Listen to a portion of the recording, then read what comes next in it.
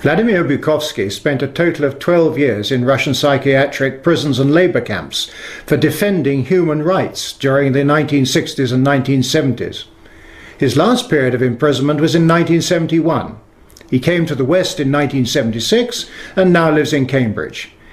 He has experienced firsthand a system which he considers ominously similar to the one being imposed upon us. If he is right, then the Britain you and I know truly is on the brink of extinction.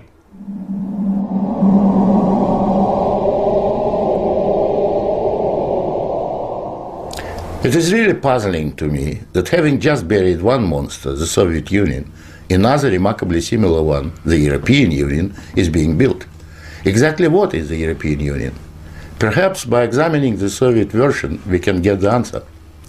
The Soviet Union was governed by 15 unelected people who appointed each other and who were not accountable to anyone.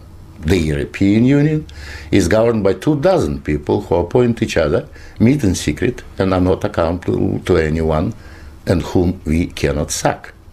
One might say that the EU has an elected parliament. Well, the Soviet Union had a parliament of a sort too, the Supreme Soviet, which just rubber-stamped the Politburo decisions, pretty much like the European Parliament does, where speaking time in the chamber is limited within each group and often amounts to 1 minute per speaker. In the EU, there are hundreds of thousands of bureaucrats with their huge salaries, their staff, servants, bonuses and privileges, their lifelong immunity from prosecution, which is simply shuffled from one position to another, no matter what they do or fail to do. Is this not exactly like the Soviet regime? The Soviet Union was created by coercion and very often with a military occupation. The European Union is being created admittedly not by armed force, but by coercion and economic bullying. In order to continue to exist, the Soviet Union spread itself further and further. The moment it stopped spreading, it started collapsing. And I suspect the same is true of the European Union. We were told that the purpose of the Soviet Union was to create a new historic entity, the Soviet people, and that we must forget our nationalities, our ethnic traditions and customs. The same seems to be true of the European Union.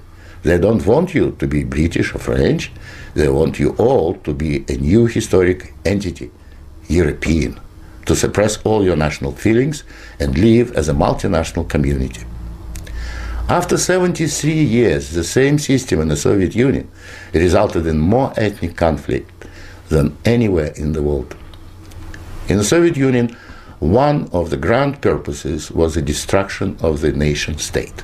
And that's exactly what we observe in Europe today.